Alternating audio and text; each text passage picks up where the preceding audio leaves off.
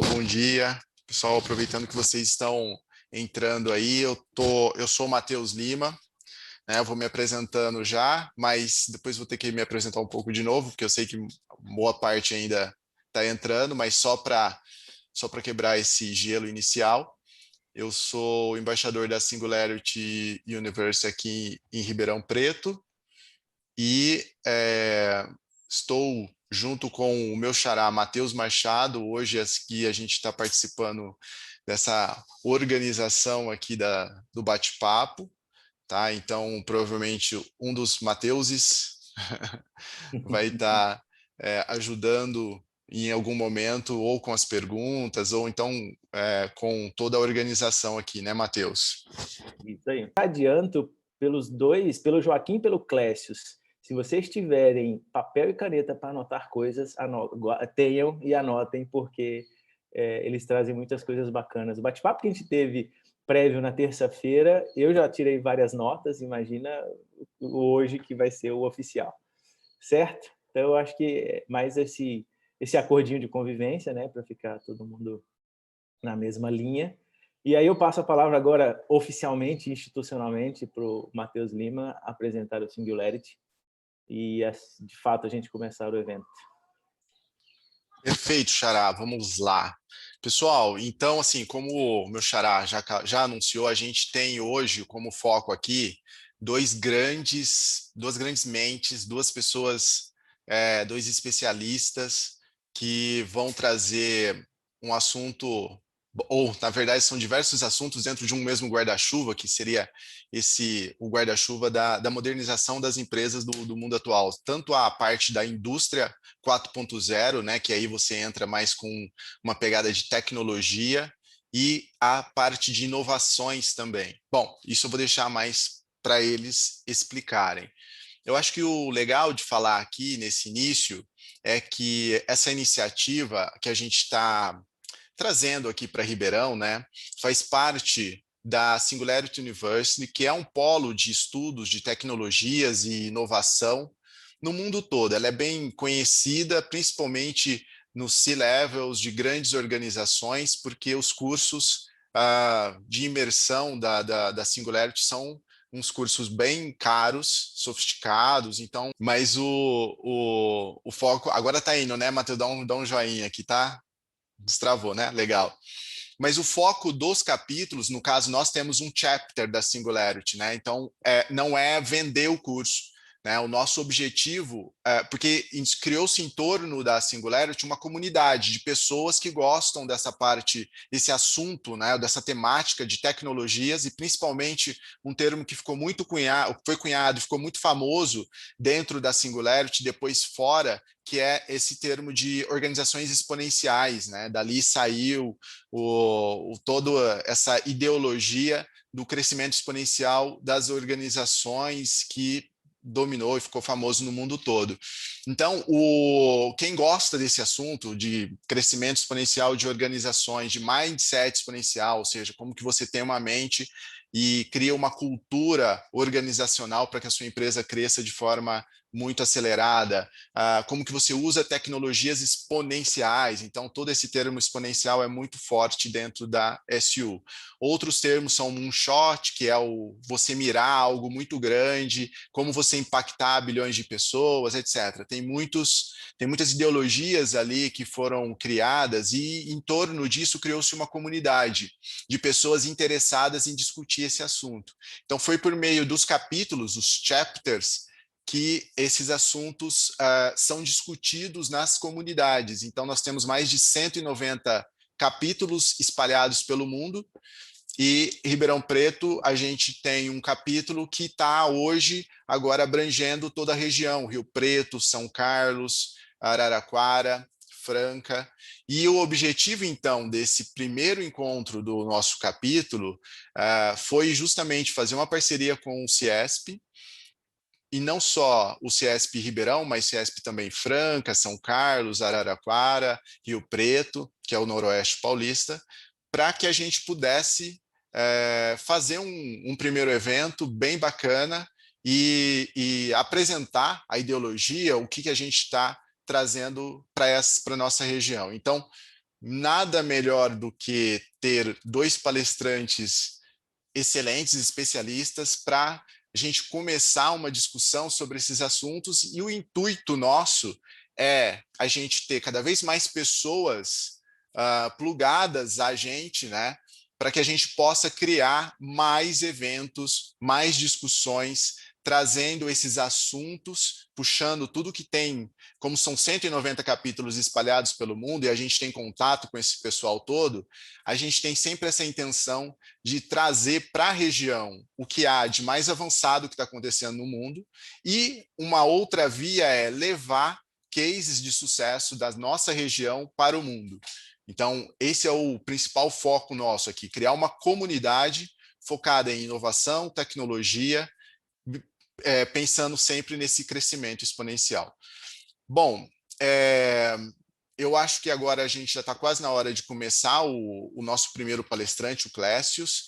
Antes disso, eu só queria dizer que nós, aqui no capítulo de... Ah, não, antes tem o CIESP ainda, né? Tem que o CIESP trazer uma palavrinha aqui de apresentação dessa parceria. Tá? Então, quem quiser acompanhar o que a gente está criando, tem o próprio... hoje a principal ferramenta, o principal porta de entrada aí para nos contactar é o Instagram. Eu vou colocar depois no chat ali, o Instagram do Singularity Capítulo nosso. E aí, Machado, você ou o Marcelo, quem vai fazer falar um pouco do CIESP? Quem vai falar Eu vai posso ser o falar. Marcelo. É o Marcelo. Só um segundo, Lima. Coloca, por favor, a Cecília como co-host. Ela está me falando reservado aqui, me dando as dicas de profissional, e eu já Legal. estou conseguindo fazer algumas coisas, mas ela já deu. Legal. Então ela vai conseguir dar um negócio mais Eu acho profissional que eu de fato. coloquei ela como Entre Rios, mas eu vou achar Não, aqui. não tá. Tá como deixar. Cecília, Entre Rios. Tá bom. Beleza? Marcelo, por favor. Pessoal, bom dia. Eu vou falar aqui em nome dos meus colegas do CIESP, né? O CIESP é uma associação industrial, né, do estado de São Paulo. São 42 regionais. E nesse evento nós, né, estamos apoiando, são 5 regionais, né? O CIESP Ribeirão Preto, o CIESP Noroeste Paulista, que é na figura do Jefferson, o CIESP de Franca, do Weber, que está aqui presente, de São Carlos, do Zé Roberto, e a Michele lá pelo CIESP de Araraquara, né? A função do CIESP é apoiar a indústria, né? E o tema de indústria 4.0 tem sido um tema recorrente nas nossas palestras, nos nossos eventos, né? E já há cerca de uns 2 ou 3 anos, o CIESP Ribeirão criou um núcleo. Eu nunca sei, depois o Matheus pode me corrigir, o Matheus Machado. Mas já há uns 2, 3 anos nós já fizemos algumas dezenas de eventos, né? Inclusive o Classes, que está presente hoje aqui, já participou de alguns 3 ou 4 ou 5 eventos, mais ou menos, do CIESP, tratando desse tema de indústria 4.0. E surgiu a oportunidade, junto com o pessoal da Singularity, de fazer um evento em conjunto, né? De unir esses temas de interesse e extremamente importantes para o desenvolvimento do nosso país, das nossas empresas, das nossas indústrias. Nós unimos forças e estamos aqui para trazer esse conteúdo para vocês, visando contribuir, visando alertar as empresas da importância, né, de ficar atento a esse cenário, esse futuro que, na verdade, já está presente, né, muito mais presente em outros países do que o Brasil, como é de costume, mas ainda dá tempo de corrermos atrás e melhorar essa situação, né? Então, a gente trata esse tema, né, de indústria 4.0 com tanto carinho, com tanta importância, que a gente tem um núcleo, né, como eu falei, e que é coordenado aí pelo Matheus Machado. E a ideia é assim, nós vamos continuar trazendo esses temas, né? A gente já está trabalhando numa programação anual. A ideia é ter aí a cada 2 ou 3 meses ter um evento para vocês aí nesse tema. E sempre que possível a gente vai chamar o pessoal da Singularity aí para também participar com a gente. Certo, pessoal? Um bom evento para todos nós. Perfeito. Boas palavras. Eu não vou ficar enrolando muito também, não, porque já são 8h16, vocês estão querendo ouvir o Clécio e o Joaquim, né? Eu já falei demais, meu xará falou demais também. Só uma frasezinha, duas talvez. O núcleo da indústria 4.0, a gente se reúne realmente há uns 3 anos e a gente tinha, né, o hábito de se reunir uma vez por mês, então pelo menos nos 2 primeiros anos a gente pode garantir que tem mais de 2 dezenas de encontros. Mas deu uma falhadinha por conta de pandemia, mas estamos voltando com a programação, vamos continuar convidando.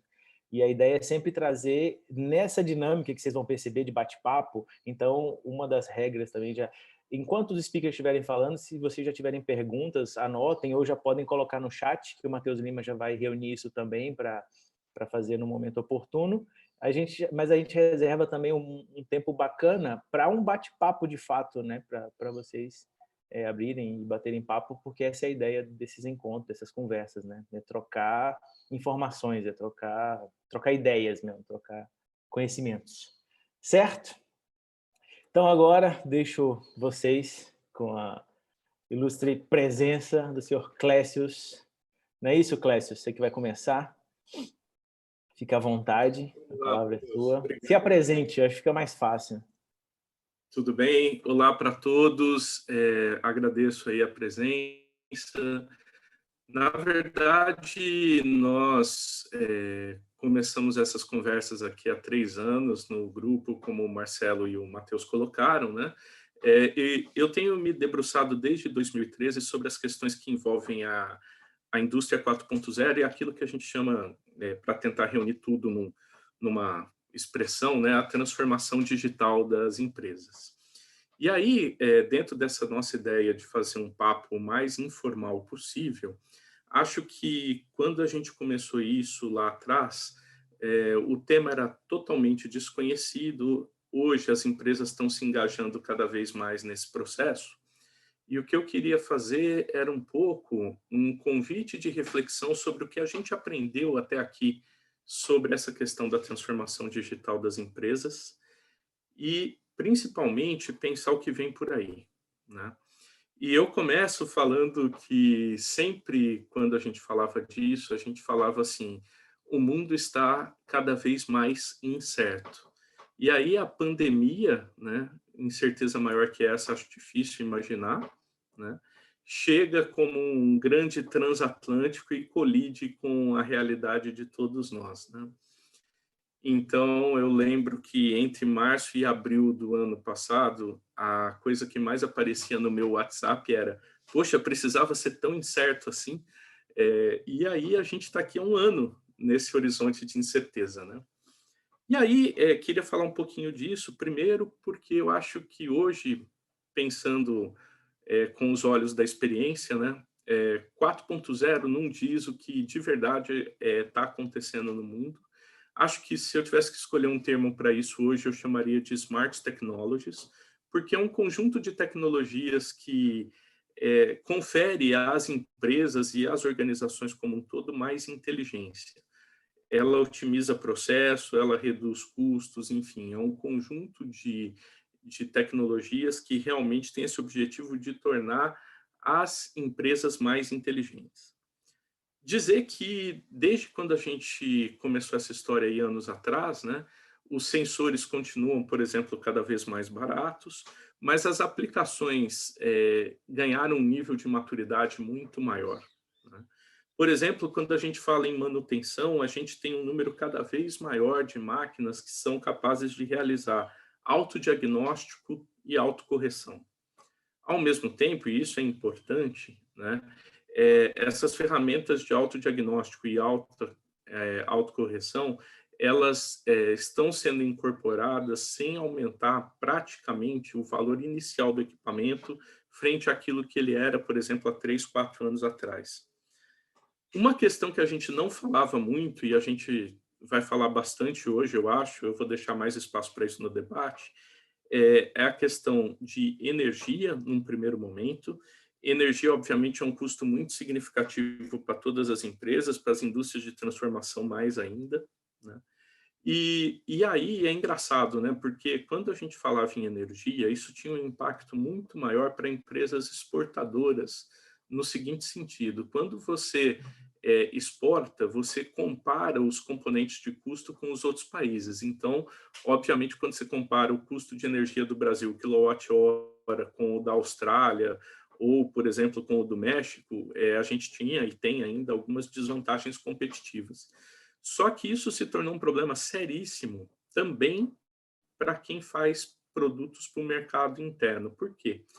Porque se você estudar o custo da energia e fazer isso com o poder de compra do teu consumidor, você vai perceber que isso tem sido um componente cada vez pior, ou seja, o preço da energia no Brasil se descolou do poder de compra dos consumidores, isso significa que ela está sendo um componente cada vez mais crítico de preço, e várias das tecnologias da 4.0 permitem você estar trabalhando aí com redução de energia e, indiretamente, um outro conceito que eu tenho certeza que o Joaquim vai falar mais, eu vou deixar com ele, a questão da sustentabilidade. 5G é uma coisa muito promissora, a gente está, claro, nessa indefinição toda de cenários, né? Nós vamos ter aí um leilão governamental e a definição de quem vai ser o nosso fornecedor aí. Há uma discussão se vai poder concorrer todo mundo, se existirão questões estritamente tecnológicas ou também ideológicas na seleção de possíveis concorrentes desse leilão. E aí a gente entra numa questão que é importante sempre quando a gente está falando dessas tecnologias disruptivas, que é, claro, nunca deixar de tê-las em mente, mas também ter o bom senso de contrapô-las com a realidade local, né? Eu tenho me espantado com a diferença, eu tenho ficado mais no interior esses meses, eu tenho me espantado com a instabilidade ainda da internet no interior de São Paulo, para ser muito franco com vocês, é muito diferente da realidade da grande São Paulo. Eu acho que isso é muito cruel, uma vez que a precificação dos fornecedores não é diferente, né? E eu acho que isso é uma luta, talvez coletiva de todos nós, lutar por uma internet de mais qualidade, porque ela será cada vez mais um pré-requisito para o negócio, né? É óbvio que a gente fala de inteligência artificial, do aprendizado de máquinas, mas eu queria aqui, indo já mais para o fim dessa fala de abertura, ressaltar que nada disso acontece sem pessoas, né? E a transformação digital só existe quando você transforma o mindset da sua empresa.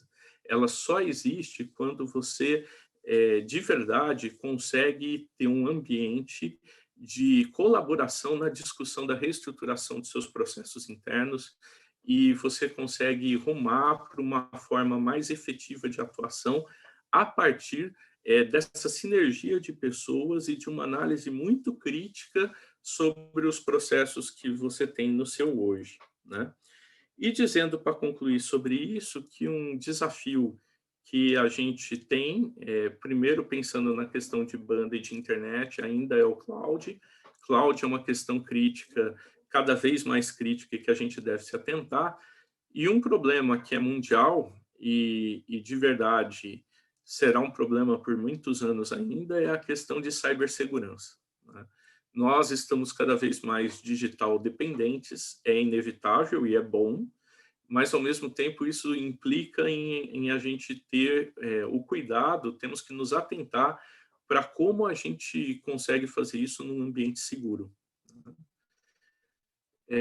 Termino essa fala de abertura e passando aí a bola para o Joaquim, dizendo que a transformação digital ela é um de ações, e toda ação, obviamente, tem que ter um start, né? A gente precisa se atentar que o tempo passa num ritmo cada vez mais veloz, e a percepção de tempo da sociedade, dos clientes, dos fornecedores é diferente do que era no passado. E eu diria o seguinte, a pandemia tornou mais agudo tudo aquilo que a gente já dizia que era verdade. Era isso para a frase inicial. Obrigado a todos e passo a bola aí para você.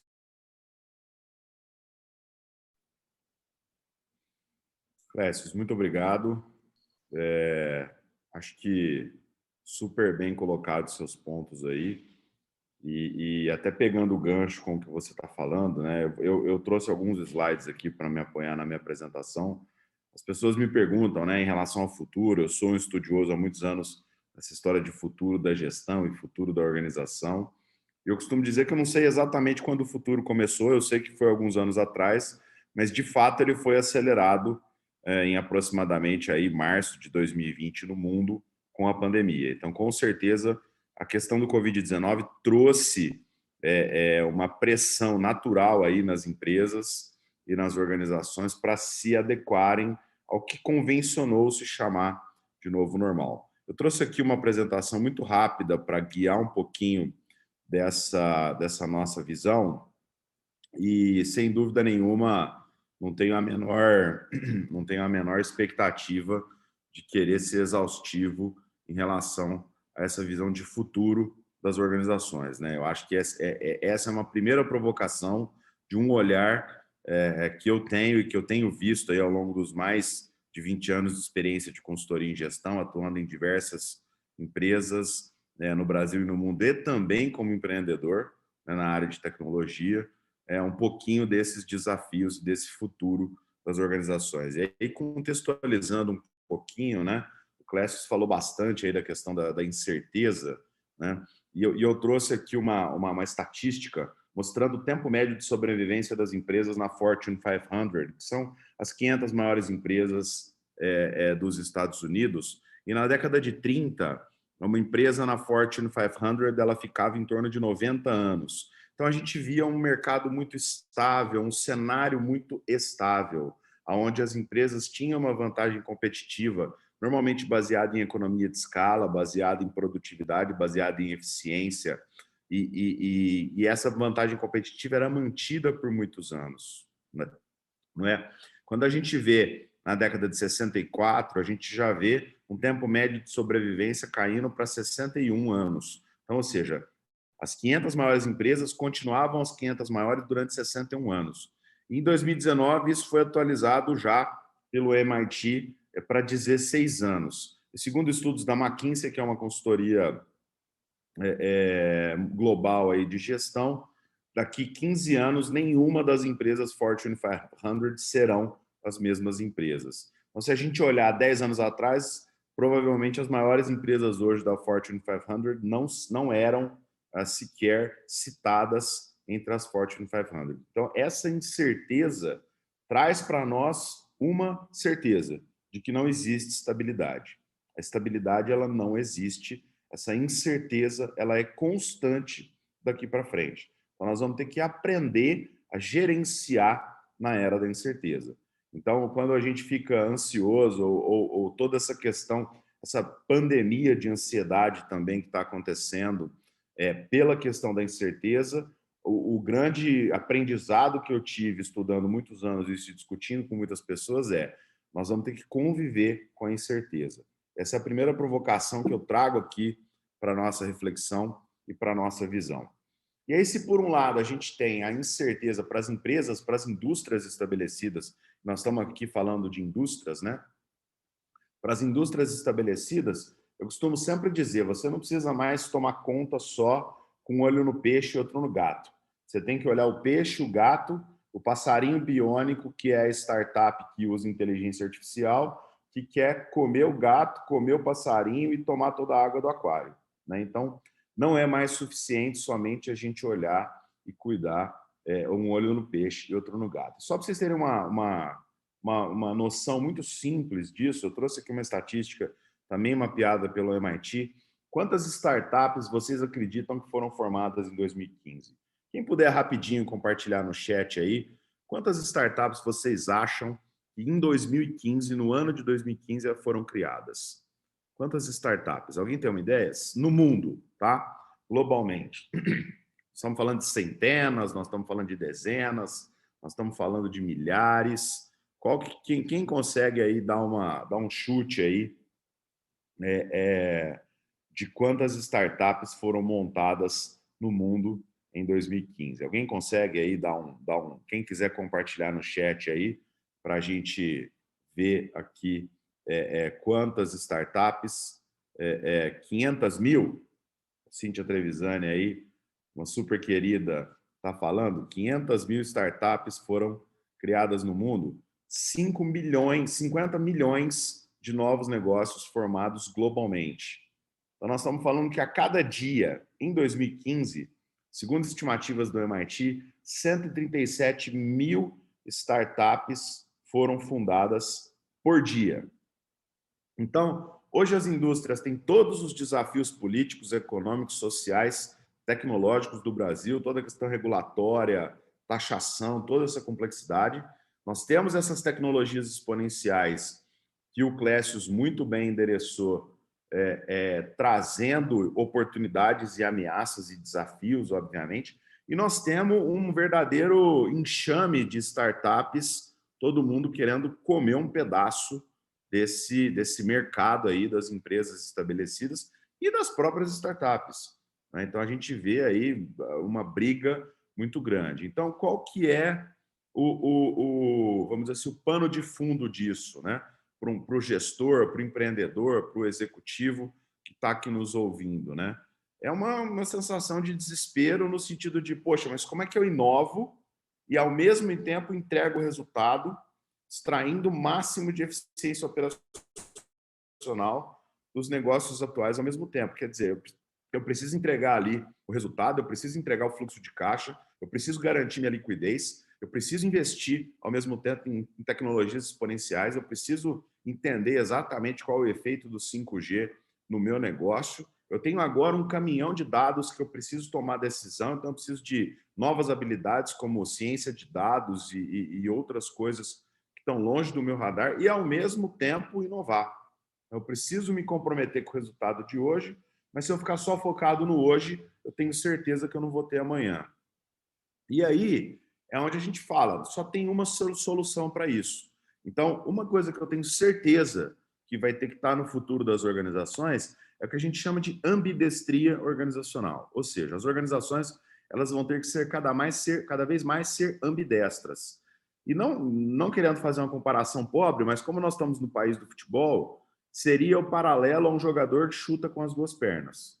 Esse é o futuro da organização. Então, a ambidestria organizacional é a capacidade de, ao mesmo tempo que você maximiza a entrega de resultados no curto prazo, portanto, exploita, né, os recursos, garantindo o máximo de eficiência operacional, mas se preparando ao longo do tempo para conseguir inovar em produtos e serviços. Então, é literalmente chutar com as duas pernas, é desenvolver esse termo da ambidestria.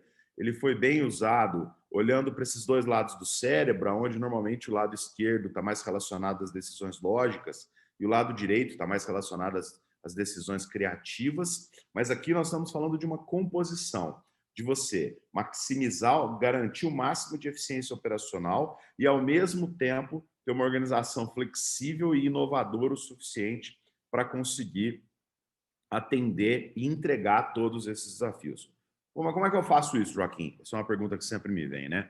O primeiro passo é entender que essas duas visões elas não são excludentes. O futuro da gestão ele não é excludente. Se você está pensando em A ou B, você já está com um mindset errado.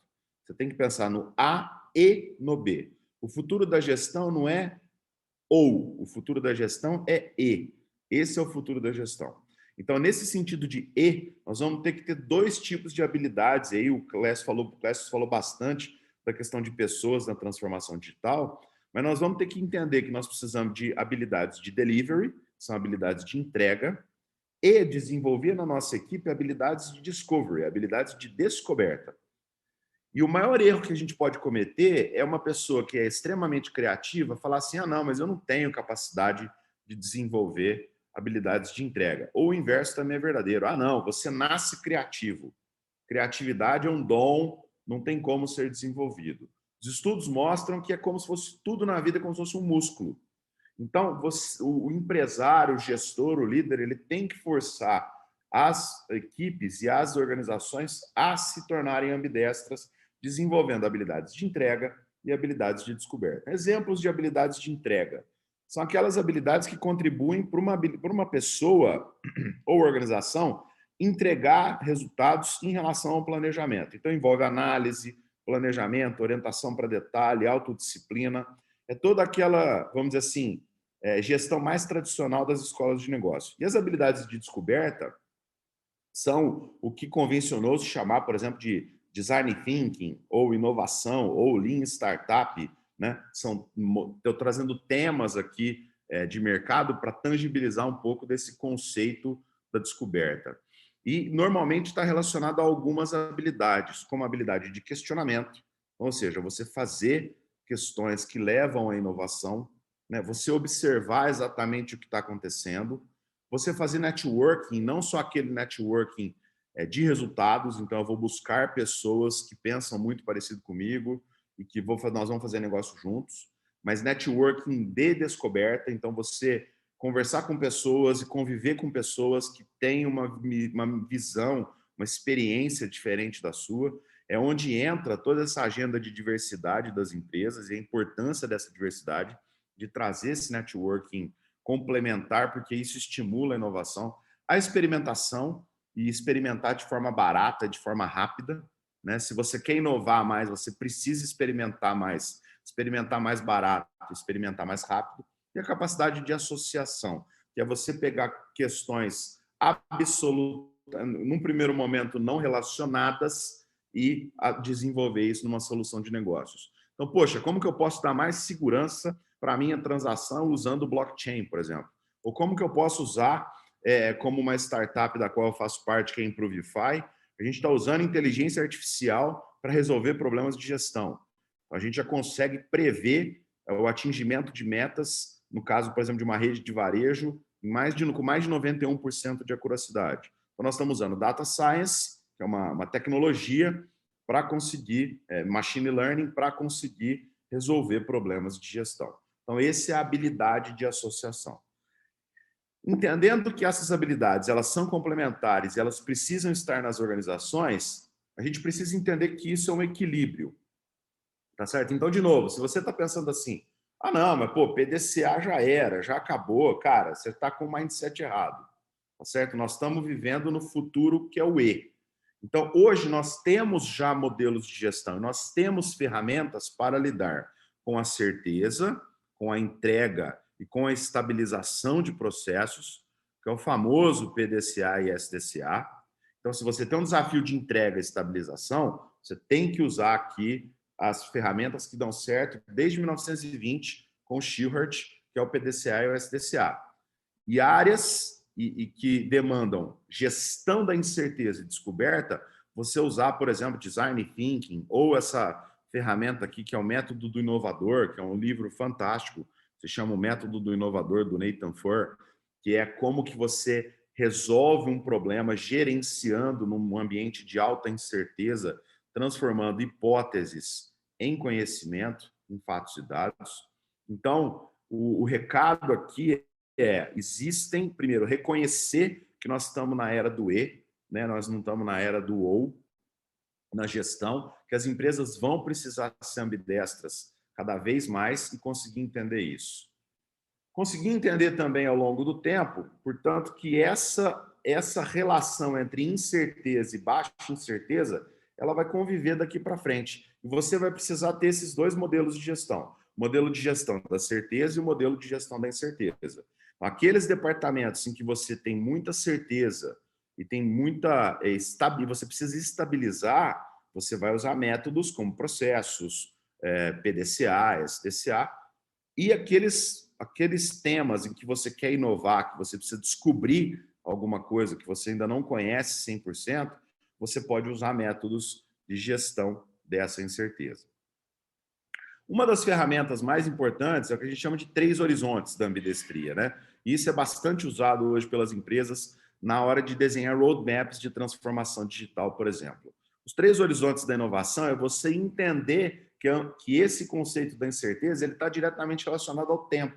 Então, a principal variável da gestão da incerteza é entender que o tempo muda essa gestão da incerteza. Então, normalmente, a gente sempre recomenda aqui as melhores práticas, uma distribuição de tempo e esforço numa relação de 70, 20 e 10. Ou seja, eu tenho que ter projetos que ao mesmo tempo que sustentam resultados, evoluem resultados e revolucionam resultados. Então, imagine um portfólio de projetos e iniciativas da sua empresa. Você tem que ter aqueles projetos que estão ali sustentando a operação, que estão melhorando a operação. Então, por exemplo, um RPA, uma automação de processos que são transacionais, uma evolução. Então, por exemplo, usar uma tecnologia de blockchain ou usar uma manufatura 4.0 ou usar IoT para conseguir ter melhores dados e tomar melhores decisões, e aquela inovação absolutamente revolucionária de modelo de negócio, que pode, obviamente, dar certo ou não, mas que pode ser o seu novo negócio do futuro. Se você ficar só focado aqui no curto prazo, a tendência é você ficar menos relevante no futuro. Se você ficar só focado aqui no longo prazo, como faz para gerenciar a sua empresa hoje, para pagar suas contas hoje. Então, esse é o desafio de, ao mesmo tempo, crescer e inovar na maioria das organizações. E o primeiro ponto, a primeira parte disso, passa por entender a diferença entre complicado e complexo, né? Então, aonde é a fronteira, Joaquim? Os meus clientes, as empresas sempre perguntam, onde é a fronteira? Onde é a fronteira do que eu uso, por exemplo, um PDCA, um SDCA, e da onde eu começo a usar, por exemplo, design thinking, ou dados, ou tecnologia para conseguir entender. E a melhor solução que eu descobri para isso foi essa visão entre complicado e complexo. Então, complicado, ele pode ter muitas partes, mas essas partes estão interligadas de alguma maneira, né? Ela pode ser de maneira simples ou complicada, mas ela tem uma relação de causa e efeito. Então, quando eu falo, por exemplo, de controle estatístico de processos, eu estou falando de algo complicado, não complexo. Complexo, por exemplo, é um fenômeno que ocorre diversas interações entre os componentes e ela é exponencial. O comportamento de um vírus, por exemplo, que é difícil, é complexo de prever. Relações num jogo de xadrez, os possíveis movimentos em um jogo de xadrez, mercado de ações, por exemplo. Então, não existe uma relação linear de causa e efeito ou não é conhecido essa relação de causa e efeito. Dado esse entendimento entre simples, complicado, complexo e caótico, a gente usando aqui a matriz do Ralph Stacey, que é um cara de ciência da computação, que usou isso para entender, a gente começa a entender e classificar os nossos projetos organizacionais em duas dimensões. Na dimensão da incerteza, ou seja, qual é o nível de incerteza que eu vou ter, seja em relação à demanda, ou seja em relação à viabilidade tecnológica dessa solução que eu estou pensando. Então, por exemplo, eu vou implantar robotização, RPA, no meu processo de cobrança e recebimento. Provavelmente ele vai estar aqui na fronteira entre simples e complicado, né? Agora, eu vou usar algoritmos de machine learning para prever o nível de atingimento de metas de uma rede de varejo de 500 lojas, por exemplo. É um desafio que nós estamos. Ele, com certeza, está na relação aqui entre complexo e caótico, porque eu tenho um nível de incerteza se aquela tecnologia vai ser capaz de resolver aquele problema na medida que a gente quer e se isso depois vai gerar uma utilidade de mercado, tá certo? De fato. Então, como que as empresas vão tomar melhores decisões? E a outra dimensão aqui é o nível de divergência, ou seja, o quanto as pessoas divergem em relação àquilo. E aí, um exemplo é, poxa, como é que há 10 anos atrás, quando o Elon Musk estava discutindo carros elétricos ou um carro autônomo, todo mundo divergia em relação a essa visão. Uma vez que for classificado nessa matriz, a gente consegue entender quais são as técnicas e quais são as métricas que eu preciso usar para os projetos e para os processos que estão classificados nessa matriz. Então, aqueles projetos em que eu tenho um médio ou baixo nível de divergência e um médio ou baixo nível de incerteza, eu vou usar técnicas de exploitação. Então, melhorar o desempenho, o orçamento, gestão extremamente eficiente, vou gerar na minha equipe competências de entrega, vou usar lá o projeto Waterfall, relação de causa e efeito, métodos tradicionais de gestão. Quando eu passo do simples e do complicado para o complexo, aí eu já preciso de técnicas de exploração. Aí nós estamos falando de agilidade, nós estamos falando de escalar essa agilidade, nós estamos falando de inovação, as métricas são diferentes. Então, nós vamos usar, por exemplo, de repente, um lifetime value sobre CAC, sobre custo de aquisição, para medir esse sucesso, porque eu não vou medir isso por EBITDA ou por liquidez, um processo, um projeto que está começando, por exemplo. E quando eu estou falando aqui de um ambiente caótico, quer dizer, uma visão de mais de 5 anos, de um negócio que eu tenho um alto nível de incerteza, é experimentação pura, é pura experimentação, é puro processo de troca e experimentação e pivotação e repivotação rápido. Então, fazendo um resumo para vocês aqui, eu não sei exatamente tudo o que vai acontecer no futuro da gestão das organizações, mas o que eu sei é que o futuro é agora e que muito desse futuro está relacionado à capacidade das organizações de atingirem o máximo de resultados no curto prazo, mas se preparando para a inovação do longo prazo. E aí, finalizando, né, e pegando um gancho aqui que o Clécius disse, infelizmente eu adoraria falar o dia todo com vocês aqui, mas para encerrar minha parte aqui, outro ponto que eu tenho certeza que é já é realidade, não é mais futuro, é a agenda de ESG, né? A agenda das empresas olharem para o lado ambiental, olharem para o lado da sustentabilidade e da governança. Hoje, por exemplo, a maioria dos fundos que mais crescem nos Estados Unidos e nos países desenvolvidos são fundos relacionados à sustentabilidade e com bons índices de ESG, né? Então, com certeza, essa é a segunda tendência que eu trago para vocês aqui, sem dúvida nenhuma. E aí, obviamente, como é que a gente, para ver isso na prática, né? Eu trago aqui o melhor livro que eu li de gestão nos últimos 10 anos não é um livro de gestão, né? É um livro que fala da experiência do general Stanley McChrystal na construção de um modelo de gestão ambidestro no exército americano na luta contra o ISIS no Iraque. Porque ele percebeu que a organização do exército americano estava feito para um mundo complicado e o ISIS era complexo. Então, basicamente, o que ele fez? Ele pegou partes do exército americano, ele quebrou em squads multifuncionais, ou seja, times multifuncionais que compartilham informação de maneira absolutamente livre. Antes era aquele conceito de silo, onde a informação é confidencial. Então, ele quebrou, ele criou um time multifuncional de diversas agências, onde a informação corria solta e eram agentes com capacidade de tomada de decisão para decisão rápida, e foi assim que o exército americano conseguiu vencer o Estado Islâmico no Iraque. Um livro altamente recomendado. É uma pena que não tem em português ainda. É o melhor livro de gestão que eu já li nos últimos 10 anos e não é um livro de gestão, né? Então, eu encerro aqui a minha palestra, a minha fala, e estou à disposição, pessoal. Quem quiser conectar, contactar e tirar dúvidas, estou à disposição e para responder o que vocês precisarem. Muito obrigado.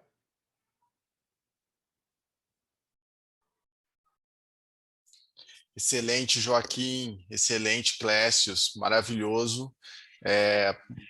Assim, explode a mente, né? Traz um monte de reflexões. Eu teria dezenas de perguntas, fui anotando algumas coisas aqui. E eu quero abrir essa sessão de perguntas. Assim, eu vi que o pessoal não colocou muitas perguntas, tivemos perguntas aqui mais a respeito da apresentação. Então, Joaquim, você poderia disponibilizar essa apresentação? Claro. Ok, combinado. Se tudo der certo, pessoal, a gente deve gravar porque eu coloquei para gravar, né? Vamos ver se a gravação vai ocorrer tudo bem. E aí a gente vai colocar no canal do YouTube depois essa apresentação, todo esse encontro, se a turma do CIESP concordar, e aí a gente vai colocar lá no nosso canal do YouTube do Singularity. Então, já respondendo também uma pergunta aqui da Elisa. E aí eu queria combinar, como o Matheus Machado, meu xará, puxou no início, né? Talvez nem todos estavam aqui, A gente começa agora uma sessão de perguntas e respostas para os nossos palestrantes, para se tornar um momento realmente interativo, em que a gente possa levantar as nossas dores, as nossas dúvidas. Nesse sentido, eu quero pedir para que a gente possa, como o Machado já colocou, acho que aqui no chat, não sei se alguém colocou aqui, foi a Cecília, né? Levantar a mão. Então, dá um sinal aqui, tem o Reactions aqui embaixo à direita. Então, para quem quiser fazer essa pergunta, para a gente controlar quem pergunta. Pedir para que quem for perguntar seja o mais sucinto e direto possível, né, para não fazer uma resposta, uma palestra em cima da pergunta. Então, eu já queria começar aqui, fazendo a primeira pergunta, enquanto o pessoal está pensando aí, fritando a mente um pouco, no seguinte sentido, para os dois palestrantes. O Joaquim trouxe aí uma apresentação logo no início, mostrando, né, essa tendência de que grandes empresas fiquem cada vez menos tempo no topo, né? Isso mostra a alta volatilidade que nós estamos vivendo em empresas empresas menores ou empresas mais recentes, recém-criadas, subindo de uma forma exponencial, né? Uma curva de crescimento muito grande e atingindo o topo. Porém, a gente aqui, provavelmente, eu imagino que talvez não esteja, nenhum de nós sejamos donos de alguma dessas empresas que o Joaquim comentou, então a gente pode achar que está tudo tranquilo. O problema é só com eles lá no topo. E aí essa é a minha indagação, ou seja, sabendo que isso não é a realidade, que realmente, inclusive as empresas regionais, nacionais também estão sofrendo o mesmo tipo de pressão desses milhões de novas startups que estão surgindo. A minha pergunta é nesse sentido, Joaquim e Clécius, o que vocês estão vendo hoje, como que as empresas estão se adaptando, essas grandes empresas, e nesse mapa que o Joaquim mostrou do curto, médio, longo prazo, que seria técnicas exploitation, exploração e a divisão de futuro, em que pé ali que essas grandes empresas estão falhando, onde que elas poderiam estar acelerando mais o seu processo de transformação? Bom, queria colocar aí 2 pontos, né? Primeiro, que uma questão fundamental é o conceito de business model, né? Então, modelo de negócios é uma questão importante e até talvez 10 anos, isso era uma coisa que estava muito mais no horizonte das grandes empresas do que das empresas médias e pequenas, e isso agora é uma questão fundamental para toda empresa, independente do tamanho. A outra é uma questão também de monitoramento do seu próprio mercado. Eu fico muito preocupado quando você pergunta para uma empresa, bom, mas quais são os seus concorrentes e o que eles estão fazendo, e a empresa não tem uma visão clara disso, né? Várias empresas grandes e tradicionais sucumbiram a entrantes que foram subestimados de início. Empresas grandes têm feito uma estratégia interessante de terceirizar, de certa forma, a sua inovação para startups, né? Uma vez que inovação é um negócio de alto risco, você não precisa ter necessariamente a inovação dentro do seu core business, você pode depois incorporá-la. Com a advertência, e aí eu acho que esse é um problema para empresas, é quando você acha que você pode fazer isso sem criar internamente uma cultura de inovação. Aí é uma armadilha, é um erro crítico, porque você não vai estar criando uma mente transformadora dentro da sua empresa. Era isso. Matheus, eu tenho a visão muito parecida com a do Clécius. Eu acho que hoje as empresas, vamos dizer assim, mais estruturadas, mais tradicionais, elas estão falhando, obviamente, nessa questão da inovação. Eu concordo plenamente. E na minha visão tem muito a ver com mindset.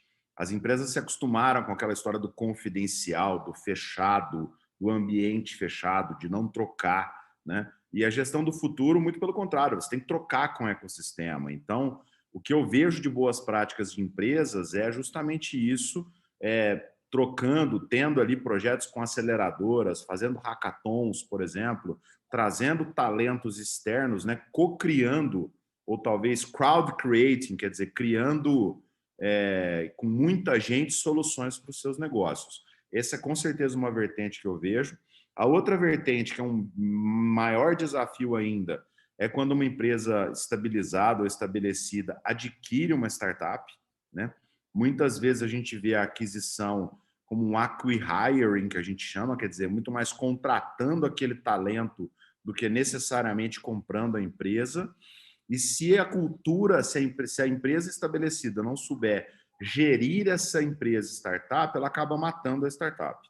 Então, de fato, nós temos aí o conceito de inovação aberto, nós temos esse conceito de trocar, né, com o ecossistema e garantir entender isso, e as empresas estabelecidas têm que entender que o futuro é do ganha-ganha, não é mais do ganha-perde, né? Eu tenho que trocar com o meio ambiente, porque senão, obviamente, eu vou ficar para trás, certo? Então, eu tenho a mesma visão, e eu acredito que hoje, naqueles 3 horizontes, o maior desafio, obviamente, os maiores, são, principalmente no caótico, nessa visão de 5 anos, e aí o Clécio fala muito de modelo de negócio, de fato as empresas ainda têm dificuldade de pensar em modelo de negócio, e obviamente nessa questão de agilidade, de transformação digital e inovação, que as empresas ainda têm um gargalo, por entender que a criatividade, que a inovação é coisa de startup, é coisa do cara ali recém-formado ou do especialista em tecnologia, e já adianto de novo que não é. As habilidades da inovação, elas podem e devem ser desenvolvidas na organização.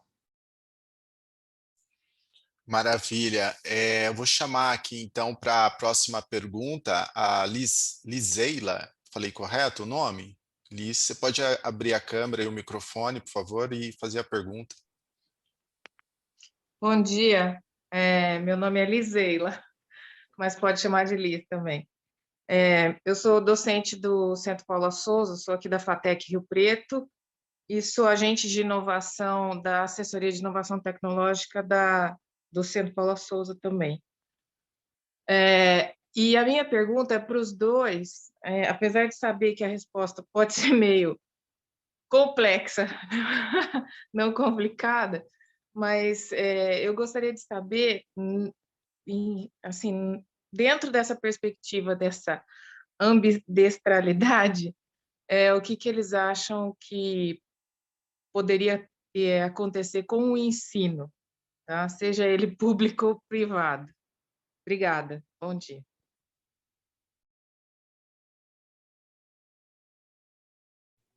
Essa pergunta é sem dúvida complexa, né? Mas assim, do que eu consigo enxergar, e aí eu vou focar muito no ensino da gestão e da administração de empresas, que é onde de fato eu tenho, acho que, maior competência.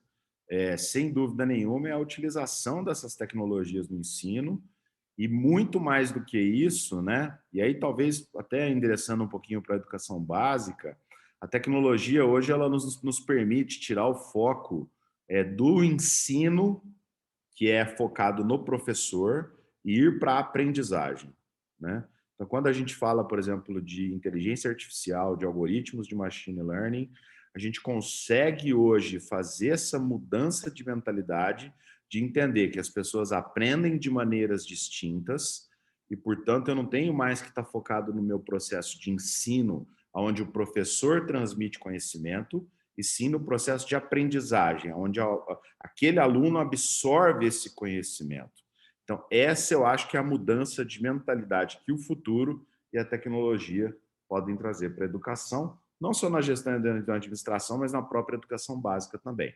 É essa customização em massa que a gente chama, né? É você conseguir ter diferentes estratégias pedagógicas, estratégias de ensino-aprendizagem para garantir que aquele aluno retenha mais daquele conhecimento. Essa é a minha visão. Achei uma excelente pergunta e uma curiosidade é o tema da minha próxima reunião hoje com a Embaixada dos Estados Unidos. Eu acredito que a gente tem que transformar o ensino num ensino por squads, usando aí a expressão que o Joaquim colocou. Cada vez mais as pessoas têm que entender esse contexto que vai vir desde o aprendizado em equipe, né? E o que é interessante eu venho de uma época em que as pessoas acabavam se especializando naquilo que elas faziam de melhor. Ou seja, o pessoal que era bom de apresentação oral fazia sempre as apresentações orais, e o pessoal que era bom de fazer gráfico fazia os gráficos no trabalho, etc. E a gente nunca desenvolvia justamente as nossas lacunas, né? Eu acho que o modelo educacional ele terá que ser customizado, identificando os gaps e as competências de cada aluno e construir squads para desenvolver as habilidades que as pessoas não têm de forma integrada em equipe. Obrigada.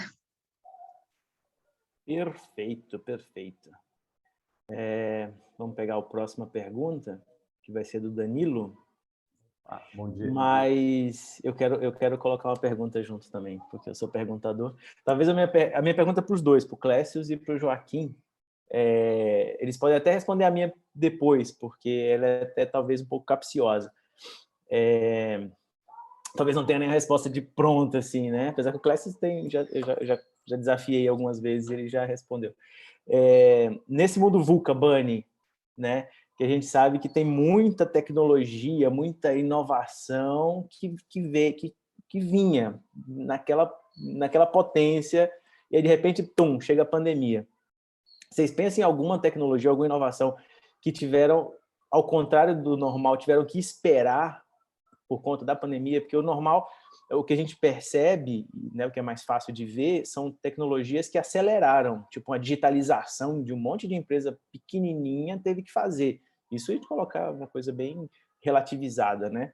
Mas se vocês lembram de alguma tecnologia, de alguma coisa que estava vindo, tipo, não, isso vai acontecer, isso vai acontecer, isso vai acontecer, tum, não, peraí, vamos esperar isso aqui para dar lugar para outras, ou não, isso não cabe agora por conta da pandemia, enfim. Então, pensem aí. E aí eu já abro para a pergunta do Danilo. Se o Danilo estiver ainda na sala e quiser abrir câmera e microfone, por favor. Claro. Obrigado. Bom dia, pessoal. Eu trabalhei aí muitos anos em várias multinacionais e sou especialista e executivo de planejamento financeiro estratégico. E nos últimos 2 anos eu venho migrando para o empreendedorismo e também me aprofundando em todas essas novas metodologias de Agile, Scrum, Design Thinking, etc. E a empresa que eu estou lançando, inclusive meu sócio está aqui também, e conhece o Clécius do Sistema S e que ele trabalhou nessa implementação de SAP no Sistema S. A gente está montando justamente uma empresa para ser um shared service que leve toda a gestão e a tecnologia da indústria 4.0 para as PMEs. Por isso que eu achei muito aderente a pergunta até a do Alexandre e até do Cris, né, que eu vejo que as pequenas empresas elas estão ficando para trás muito nessa questão de digitalização, transformação digital, etc. E eu não vejo uma forma da gente ter ESG e os ODS, etc., sem a gente poder redistribuir renda e fazer com que a base cresça. Eu costumo falar assim que amar é para os amadores, né? E o amador ama o que faz, o negócio dele é fazer o que ele gosta, é difícil ele conseguir sair um pouco da vida dele e pegar. E aqui no interior, a gente vê muito isso. Eu voltei para o interior, morei em 4 estados, estava em São Paulo, agora voltei para o interior para começar a empresa daqui. Então, a pergunta acho que tem muito a ver com isso.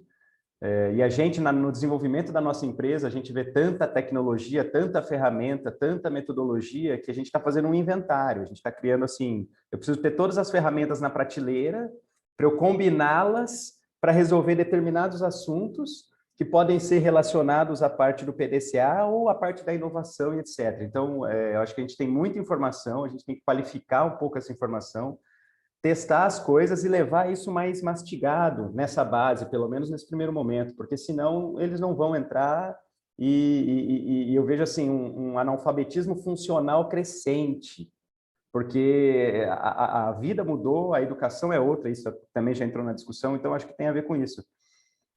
Como é que a gente consegue esse framework, como o Alexandre colocou muito bem,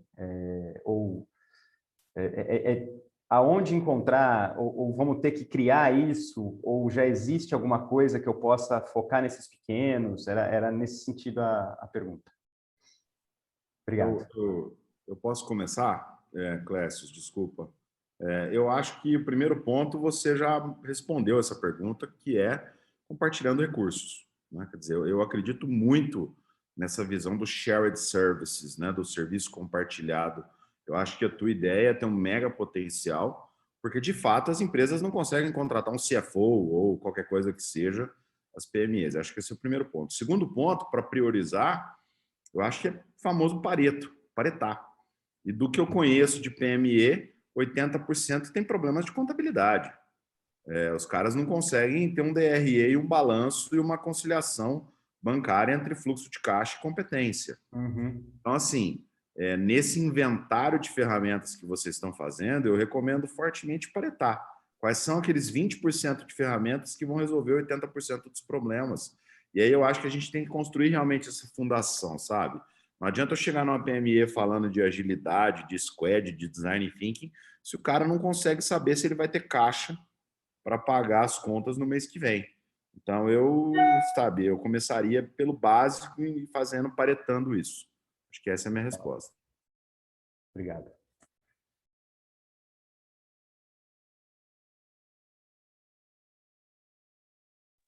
Muito na linha do que o Joaquim colocou, apenas complementando, existe um network informal dentro das pequenas e médias empresas, de, por exemplo, alguém de contabilidade da empresa 1 se relaciona com alguém da empresa 2, um ajuda o outro, etc. E uma experiência que eu tive há 3 anos atrás no Japão, que eu achei muito interessante, é como eles têm uma forma mais estruturada de fazer isso. Tá? Então, as empresas lá têm o hábito de fazer fóruns onde eles contratam recursos compartilhados e eles aprendem de forma compartilhada. Eu acho que esse é um caminho realmente muito interessante.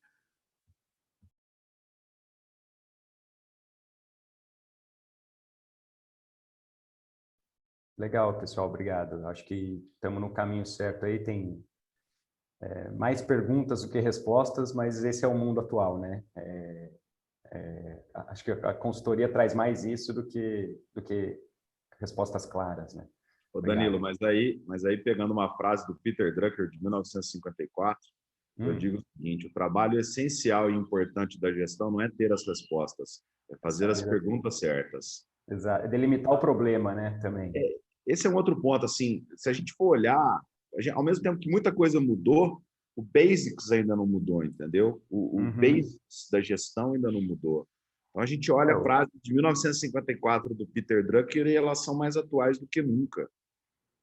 Tem uma frase, Joaquim, nesse sentido que eu acho que ela é muito clássica, que é aquela assim, receita é vaidade, lucro é sanidade e o caixa é rei. O caixa vai ser rei para sempre, não adianta. Isso acho que não vai mudar, não vai mudar. Pode mudar tudo, mas isso não vai, né? Legal, obrigado. Espero que a gente possa manter contato aí e desenvolver esses projetos juntos aí. Valeu. Pessoal, boa. Machadão, Machadão, deixa eu passar um recado para o pessoal aqui, que vem na linha do que você me perguntou aqui no privado, que é a respeito do horário. Pessoal, só para alinhar as expectativas, nós combinamos até 9h15, mas os palestrantes têm uma gordurinha aí, né? Então, se precisar, a gente consegue estender um pouquinho.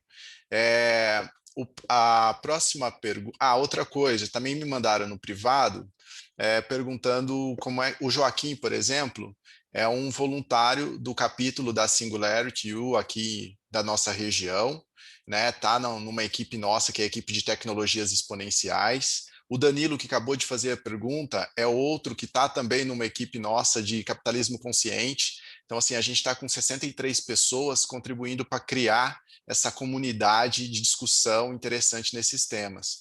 Então, quem tiver interesse em se juntar também a gente, no próprio Instagram do capítulo da Singularity U Ribeirão, que eu coloquei ali em cima, tem lá o link para você que tem interesse em fazer parte. O próximo a perguntar é o Alexandre... Isso, Alexandre Ambar. Vamos lá, meu querido. Muito bom dia a todos aí, parabéns pelo evento fantástico aí. Parabéns, Joaquim, Clécius. Eu falo de São José do Rio Preto, onde eu tenho um escritório de engenharia de processos, né? Toda a equipe é formada por engenheiros de produção e a gente atende principalmente as indústrias aqui da região de São José do Rio Preto, né? E aí eu vi uma pesquisa do Sebrae, da Fiesp de 2019, né? É lógico que muita coisa mudou depois de 2019, né? Só que lá falava do seguinte, pessoal, da dificuldade das pequenas e médias empresas de começarem os projetos de indústria 4.0, e até mesmo tinha uma pergunta que falava se eles conheciam, né? Se já tinham ouvido falar do conceito, o que era a indústria 4.0. E me preocupa muito porque eu estudo muito, eu gosto muito, vou começar uma pós de inteligência artificial até, né? E estou estudando muito a indústria 4.0. E eu acho que o meu desafio é traduzir tudo isso da indústria 4.0 para as pequenas e médias indústrias aqui da região de São José do Rio Preto, que a missão da minha empresa é fazer o empresário ganhar mais dinheiro otimizando o processo. E a indústria 4.0, vamos dizer, era muito isso, né? Só que nessa pesquisa mostrava lá que eles pesquisaram com 71% das empresas eram pequenas. 25% eram médias empresas e apenas 4% eram grandes empresas. E nesses estudos, nesses seminários que eu participo, cursos e tudo mais, sempre são cases de grandes indústrias. Na grande maioria, multinacionais. Como é que vocês enxergam o framework para dar aderência para as pequenas e médias indústrias, que realmente é o que gera emprego no país, né? São pequenas e médias indústrias. E aí, a boa parte delas formada, como o Danilo disse, né? Danilo? Foi Danilo que falou agora? Enfim, por amadores, né? Que amam o que faz, não são profissionais que olham números com a frieza. A maioria das indústrias pequenas e médias são indústrias familiares, tem uma história bonita, né? E aí os gestores geralmente tomam a decisão mais com o coração do que com a razão, né, pessoal? Vocês conhecem bem isso. Então, como é que vocês enxergam o framework da indústria 4.0 para pequenas e médias indústrias? Como que vamos dar aderência? Né? O pessoal às vezes não tem recurso financeiro mesmo e tão pouco de conhecimento. Muito obrigado desde já pela oportunidade. Um bom dia. O Alexandre, é uma excelente pergunta. Eu vou falar rapidinho 2 pontos. O primeiro é que o processo de sedução de uma pequena e média empresa é diferente, totalmente diferente de uma grande, porque, como você falou, tudo é pessoal. E tudo começa na construção de uma relação de confiança, e esse processo de convencimento mostra, chegando lá e identificando aquela perda mais aparente, os desperdícios mais aparentes, e aí você não precisa da 4.0, você pode começar com o Lean, vocês são engenheiros de produção, conhecem isso super bem, e aí, a partir do momento que você vai mostrando os ganhos de eficiência, você vai conquistando essa empresa para os passos ousados, numa trajetória em que os ganhos anteriores subsidiam os investimentos necessários para o passo seguinte. Perfeito. Fico feliz porque é esse caminho que a gente está trilhando mesmo, Clécio. A gente trabalha com o framework do Lean aí, do sistema Toyota de produção, né? E otimiza o processo dessa forma. Aqui tem alguns que já estão bem organizados aí e eu quero trazer a indústria 4.0 para essas que já estão mais organizadas. Muito obrigado aí pela resposta. E aí, só complementando, a minha visão é muito parecida. Eu acho que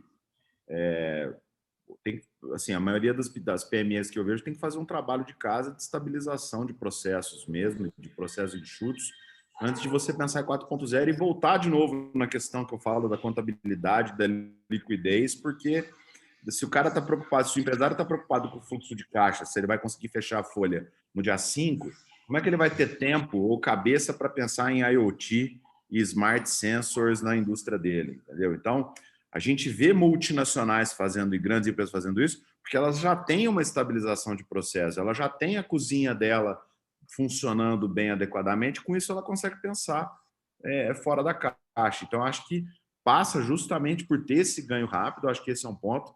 E o outro ponto que eu vejo acontecendo nas indústrias familiares, que eu acho extremamente positivo, é uma segunda geração que já não são amadores, que já tiveram uma educação, que já cursaram uma faculdade de engenharia ou uma faculdade de administração e vêm para gerenciar o negócio da família com uma outra visão, uma visão muito mais moderna. Então, isso eu vejo com bons olhos também, esse futuro.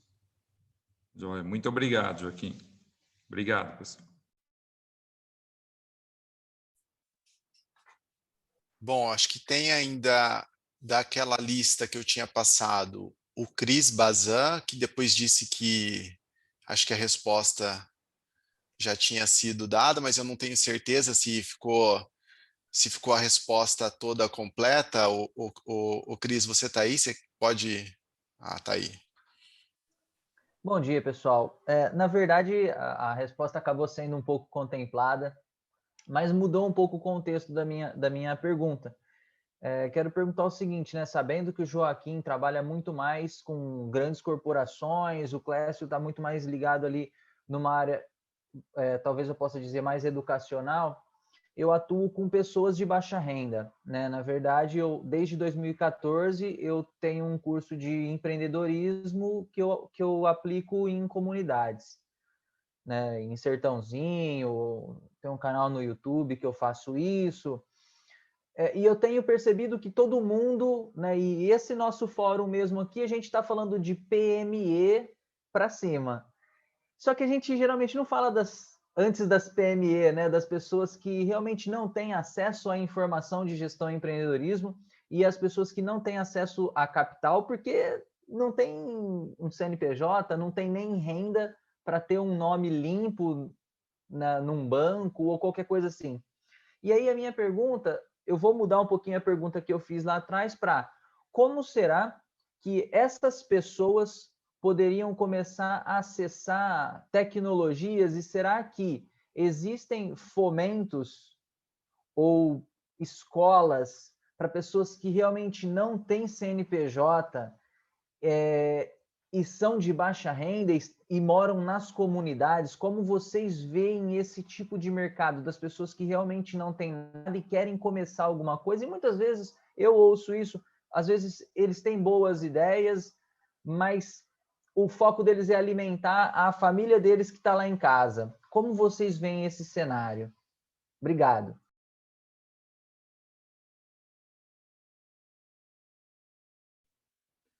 Olha, é uma excelente pergunta e é obviamente difícil, tá? A gente pode até marcar uma conversa depois disso em detalhes, eu só vou dar bullets aqui, tá? Primeiro que existem fundações internacionais, duas no Brasil que eu tenho de cabeça aqui, a JP Morgan Chase Foundation e uma fundação indiana que estão se... A JP Morgan já tem aí muitos anos, mas tem fundações indianas chegando aqui com uma tecnologia social de fomento ao microempreendedor individual aí, que eles têm décadas fazendo isso de enorme sucesso e com caixa para fazer isso. Então, acho que isso é um detalhe importante. Depois eu posso conversar com você num outro momento de como acessar isso, tem jeitos de fazer isso. E o segundo ponto que eu acho importante aí existe uma interface muito forte disso com políticas públicas, né? Isso daí é difícil, porque no momento de crise econômica que a gente viveu pela pandemia, os caixas públicos para essas políticas estão realmente bem esgotados, né? Com os índices sociais todos piorando, isso ficou muito complicado. E aí entra um gancho importante, que é o papel da educação para o empreendedorismo individual e no momento, além dessas alternativas internacionais, a gente falaria do Sebrae. Eu concordo plenamente com o Clécio. Eu acho que tem eu acho que o smartphone traz um poder para essas comunidades de baixa renda. O acesso à internet, ainda que com todas as dificuldades, traz um poder de tentar equalizar o jogo. Destaco aqui algumas atuações, como, por exemplo, Gerando Falcões, do Edu Lira, né, que faz um trabalho belíssimo aí em comunidades. Eu acho que, de novo, o mesmo recado para você, Cris, é o que eu falei para o Danilo. Acho que é compartilhar as coisas, é fazer parte de ecossistemas maiores, né?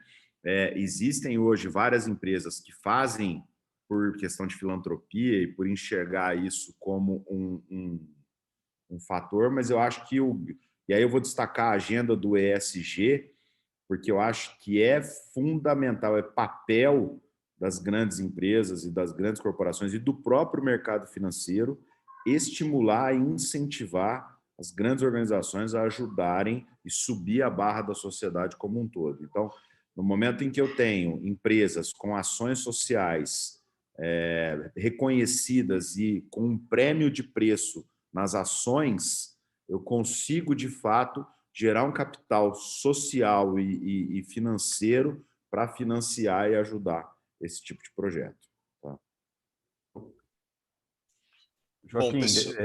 desculpa. Só complementar, Matheus, rapidão. Eu acho que nessa linha, a empresa que eu estou montando também, eu estou inventariando as fontes de fomento e de ensino disponíveis, porque eu sei que eu vou encontrar muita dificuldade de formação e eu vou ter que capacitar essa base. Então, BNDES, Ciesp, SESI, Senai, Sebrae, tudo que tem disponível, tanto para financiamento quanto para fomento, Investe São Paulo, Desenvolve São Paulo.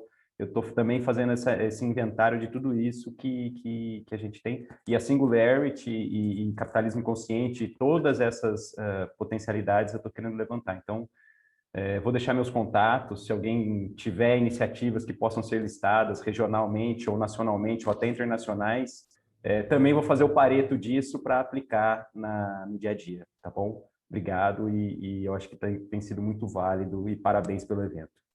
Vai lá, Matheus.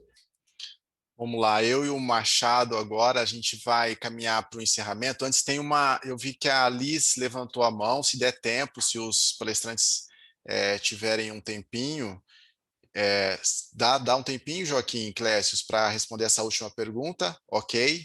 Então, vamos para a última pergunta da Cris. Antes, então, para a audiência que está aqui até agora, nos prestigiando, queria agradecer imensamente aí a participação de todos, os palestrantes fantásticos. Cara, para um primeiro evento nosso, foi um enorme sucesso, assim, de uma entrega muito forte de conteúdo. A gente conseguiu fazer uma interação legal, não é aquela coisa massiva de conteúdo e que a gente fica só observando isso passivamente. Então, puxa, muito obrigado mesmo, Joaquim e Clécius. Cara, muito, muito obrigado, Cecília. Cecília da Entre Rios, para quem não ouviu no início, ela está ajudando, socorreu a gente aqui. Ela que, por exemplo, quando muda o palestrante, muda as telinhas, aí muda um, vem outro, agora tem 4 telas.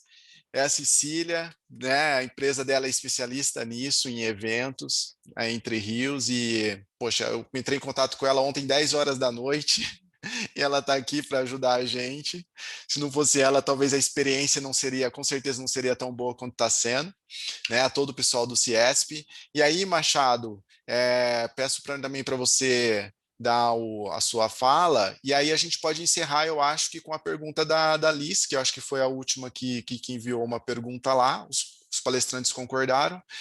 E é isso, pessoal. Valeu, brigadão mesmo, e espero que a gente possa se encontrar nos próximos eventos. Muito obrigado. Perfeito. Deixa eu só falar finalzinho aqui, que aí a Liz pergunta e aí já fica mais tranquilinho para o final. Como você falou da Cecília, eu achei uma coisa interessantíssima que ela colocou no chat. Não sei se todos já pegaram isso, mas ela colocou no chat o LinkedIn do Joaquim e do Clécius.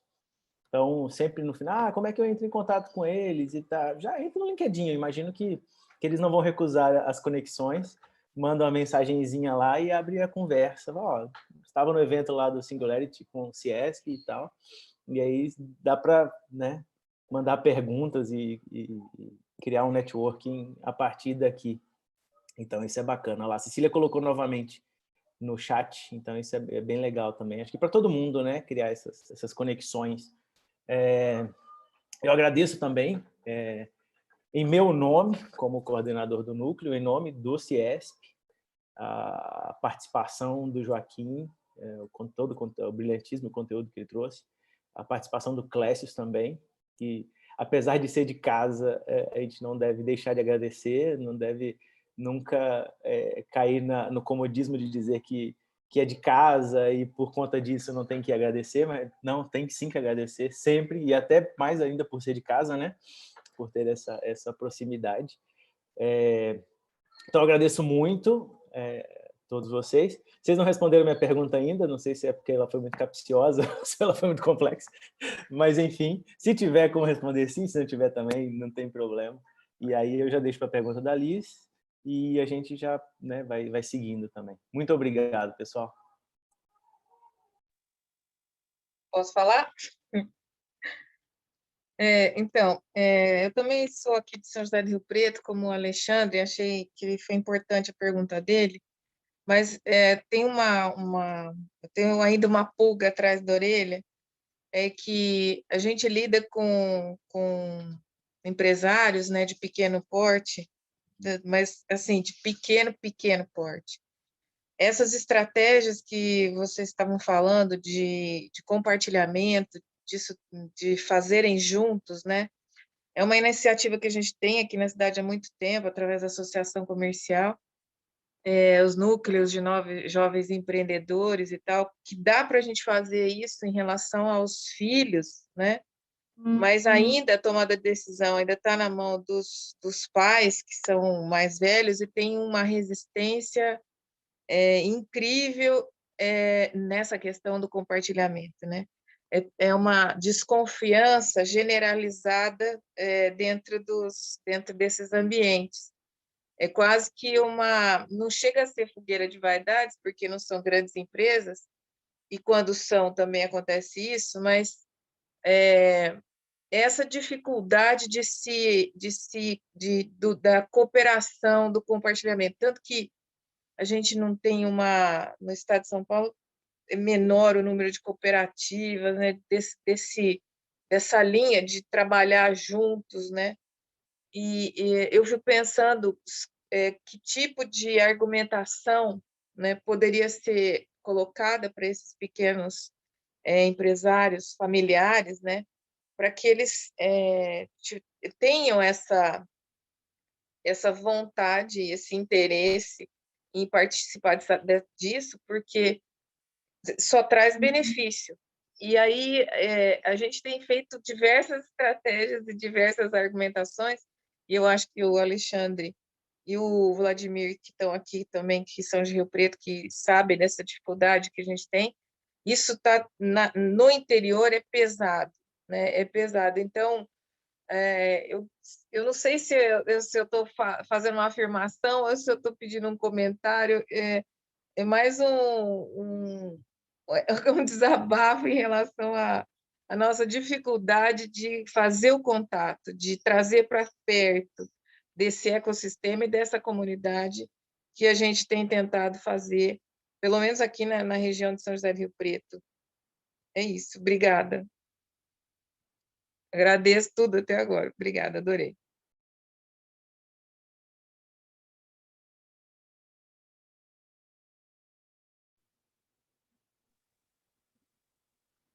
Bom, vou falar bem rapidinho. Eu diria o seguinte, que o processo de convencimento é árduo, não é simples, né? Mas, Liz, eu vou te falar uma coisa que é um pouco cruel, mas verdadeira, né? A inevitabilidade, em última análise, cabe a Charles Darwin, tá? Então, o que eu quero dizer com isso? Eu não posso querer mais do que o cara que ele sobreviva. Esse é o ponto. E agora eu queria falar das frases para o Matheus. Matheus, a tecnologia que eu acho que está um pouquinho, que teve um delay, é a questão dos veículos autônomos, não pelo desenvolvimento da inteligência artificial, etc. Tem um grupo em Palo Alto da Toyota que avançou muito aí nos últimos meses, mas principalmente pelo custo de fazer as vias sensoriadas para os veículos autônomos, tá? Isso daí certamente vai atrasar. A Inglaterra, que tinha um grupo enorme já trabalhando firme nisso, deu uma freada, porque biotech ficou mais prioritário. Respondendo a pergunta da Lisa, aí eu concordo absolutamente com o que o Clécio disse. Sim, não dá para ser mais real que o rei, né? Se a pessoa não quer ser ajudada, aí eu acho que, inclusive, para cada pessoa que não quer ser ajudada, existe outra que quer ser ajudada. Então, eu acho que o segredo está em a gente desenvolver uma inteligência e, de repente, pensar em estratégias de inbound, de qualificação desse lead, vamos chamar assim, para a gente conseguir maximizar esforços. Dado que o recurso ele é limitado, vamos aplicar onde vai ter maior aderência e aonde naturalmente vai ter maior probabilidade de sobrevivência. Eu concordo absolutamente aí com o que o Clécio disse nessa visão darwiniana da coisa. Não dá para ser mais real que o rei. Obrigada. Legal, gente, legal. Eu até complementando também, a gente está criando um programa aqui chamado Ideaton, que é com o objetivo de estimular, né, que jovens, principalmente jovens de escola pública, conheçam pelo menos as questões de tecnologias e ODS. A gente está fazendo um Ideaton que assim, eles vão ter que unir tecnologias exponenciais como inteligência artificial, blockchain, para resolver problemas levantados nos ODS da ONU. E então, assim, todo mundo também que tiver aqui, quiser, sei lá, indicar jovens, escolas que possam, porque a ideia é a gente tentar alimentar como um embalde mesmo, né? Tentar alimentar a informação de uma maneira não tão rígida, não tão séria, mas que, de alguma forma, ela vai entrando na sociedade, porque invariavelmente, como os palestrantes mostraram, esse mundo está mudando de uma maneira acelerada, principalmente por conta das tecnologias. Por mais que atrase um carro autônomo ou um 5G, isso vai chegar muito rápido, não é mais como era antigamente, que demorava 25, 30 anos para uma grande mudança. As mudanças, o máximo vai demorar, então o atraso que o Clécio falou, talvez vai ser 5 anos, mas é muito curto se você pensar, né, num prazo que antes demorava 30, 40. Então é isso, essa visão que a gente tem muito forte aqui no capítulo, né, de Futures Literacy, né, que é o letramento em futuro, que nada mais é do que ter a mente aberta para ver o que está acontecendo no mundo e adaptar as nossas próprias estratégias, seja pessoal ou seja corporativa, com base nessas mudanças que estão acontecendo. A gente acredita muito que essa é a habilidade mais essencial de qualquer pessoa hoje. Para eu idealizar a minha carreira ou a minha empresa, eu preciso estar antenado em tudo isso que está acontecendo, e é isso que a gente quer trazer, esse tipo de discussão. Valeu, gente. Aí eu me despeço. Machado, você quer também dar uma despedida final?